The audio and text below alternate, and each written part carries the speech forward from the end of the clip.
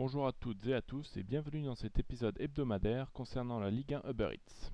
Aujourd'hui, je vous propose de m'essayer au monde du pronostic et je vais donc vous détailler match par match les 10 rencontres qui vont composer cette 34e journée. Commençons par le premier match prévu de cette journée, à savoir le Stade de Reims qui rencontrera l'Olympique de Marseille. Dans ce match, qui devrait ne pas avoir beaucoup de buts, je vois bien un match serré. En effet, Reims est l'équipe faisant le plus de matchs nuls en Ligue 1 et l'OM peut être capable du pire comme du meilleur. De plus, Reims reste sur 9 matchs sans défaite, mais seulement 2 victoires parmi ces 9 matchs. Je ne vois donc pas perdre ce match, mais encore moins le gagner. L'OM de son côté est parvenu à battre Lorient 3 buts à 2, dans un match qui aurait dû être bien plus à leur portée.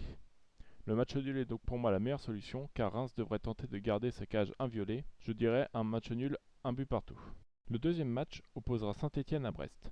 Saint-Étienne fonctionne actuellement à double vitesse. L'équipe est capable de battre Bordeaux 4 buts à 1 et de tenir tête à Paris jusqu'à la 93e minute, mais d'un autre côté s'effondre complètement contre Monaco à domicile. Ce match apporte donc plein d'incertitudes avant de rencontrer un adversaire qui lui aussi connaît une saison difficile. En effet, Brest reste sur 6 matchs sans victoire, mais surtout une seule victoire en 10 matchs contre Dijon, lanterne rouge du championnat. Ces deux éléments me font penser que nous pourrons voir un match nul si Saint-Étienne ne rentre pas dans son match. Au contraire, si Saint-Étienne se montre sur son meilleur visage, il devrait gagner d'au moins 2 buts. D'après moi, on pourrait quand même assister à un match nul.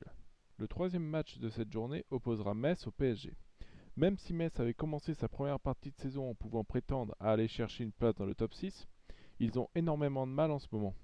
Bon d'accord, ils ont rencontré les grosses équipes en forme, à savoir 2 fois Monaco, une fois Lille et une fois Rennes. Mais je pense qu'ils ont vraiment un gros coup de mou en ce moment. Le PSG de son côté a l'air bien parti pour finir fort cette fin de saison. Même s'ils ont été surpris par Nantes et Lorient, ils ont principalement du mal face aux grosses équipes. Metz n'en faisant pas partie, je ne vois pas comment le PSG pourrait perdre ce match, et une victoire de plus de 2 buts paraît assez facile à pronostiquer. Le match opposant les Niçois au Montpellierin pourrait être un super match à suivre. En effet, malgré son faux pas étonnant contre Dijon, Nice montrait plutôt un visage séduisant avec surtout le 3-0 contre l'OM à l'Allianz Riviera. Montpellier de son côté a décidé de ne plus perdre jusqu'à la fin de saison il semblerait. Restant sur une série de 14 matchs sans défaite, toutes compétitions confondues, sa victoire contre Rennes, Lyon et son match nul contre l'OM montrent qu'il parvient à obtenir de bons résultats contre les gros. Même si on ne peut pas dire que Nice fait partie des gros, Montpellier devrait gagner le match en marquant au moins 2 buts. Le cinquième match de cette journée opposera Lens à Nîmes. Lens est tout de même l'une des surprises de cette saison. À 5 journées de la fin, ils peuvent encore rêver de finir dans le top 5 dans la course entre Marseille et Rennes. L'équipe a de quoi avoir des ambitions pour ce match contre Nîmes, car les 100 et or n'ont plus perdu depuis 12 matchs en Ligue 1, et ont même tenu tête contre les autres membres du top 7. Nîmes de leur côté n'a pas non plus à rougir de leur performance. A noter surtout leur victoire à Lille. Néanmoins, je vois bien Lens s'imposer dans ce match pour continuer à rêver du top 5. Le match Lorient-Bordeaux est un match crucial pour la course au maintien. Lorient n'a qu'un point d'avance sur le 18e, place synonyme de match de maintien en fin de saison.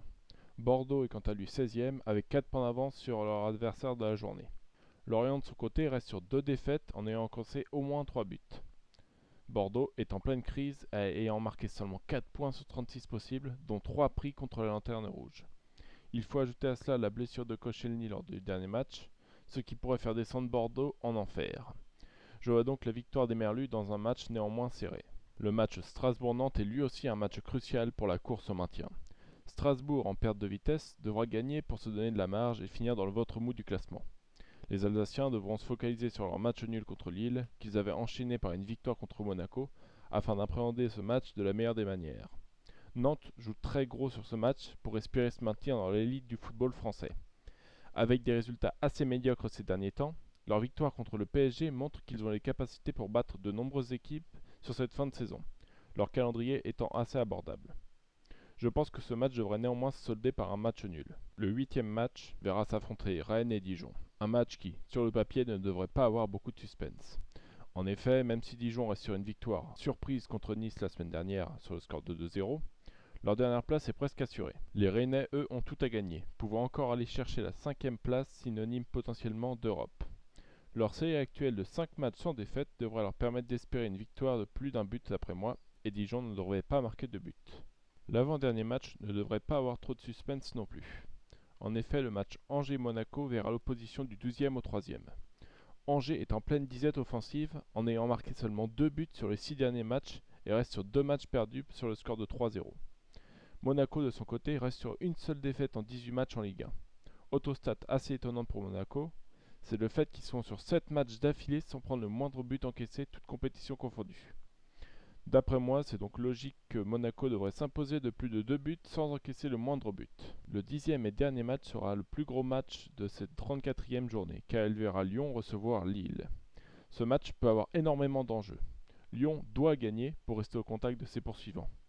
Une défaite dans ce match les mettrait à 6 points de la première place, autant dire que la défaite leur est interdite. Leur bilan sur les derniers matchs est assez mitigé, même s'ils restent sur 2 victoires lors de leurs 2 dernières rencontres. Un des problèmes pour la course au titre concernant Lyon, c'est le fait qu'ils vont rencontrer 2 fois Monaco et 1 fois Lille en seulement 10 jours. Bon, 1 fois en coupe, mais quand même 2 rencontres de très gros pour la Ligue 1. Ils risqueraient même de rentrer dans une série noire s'ils ne parviennent pas à remporter l'un de ces 3 matchs. Lille, de son côté, peut se targuer de réussir face aux gros en Ligue 1. En effet, les Lillois restent sur une victoire, un match nul dans les doubles confrontations contre Monaco et le PSG et une victoire contre Lyon.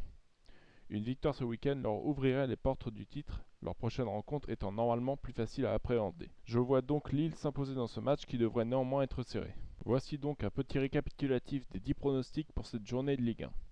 Ces dernières journées devraient vraiment être très intéressantes pour la course au titre et pour le maintien, donc on n'est pas à l'abri de surprises sur ces matchs. J'espère que la vidéo vous aura plu. Restez jusqu'à la fin si vous voulez voir quels seraient vos gains potentiels si vous pariez sur les matchs que j'ai pronostiqués.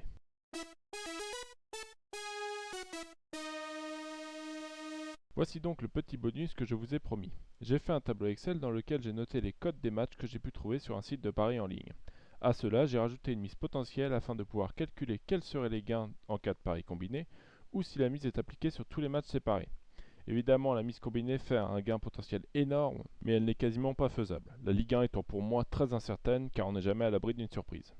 Le mieux est d'après moi d'assurer sur les matchs où le pourcentage de confiance est supérieur ou égal à 80% et de mettre beaucoup dessus. Par exemple, si vous avez 100 € à mettre, mettez-les plutôt sur la victoire de Monaco, étant pour moi le match le plus sûr, avec tout de même une cote assez intéressante. Avec une cote à 1,62, vous feriez un bénéfice de 62 €. Et pourquoi pas tenter par exemple de miser 20 € sur la victoire de Lille, combinée à la victoire de Montpellier, qui vous permettrait de faire un bénéfice de 150 €. Je vous donne donc rendez-vous la semaine prochaine pour les pronostics de la 35e journée, et je vous invite à vous abonner pour d'autres contenus sur la chaîne. Salut à tous!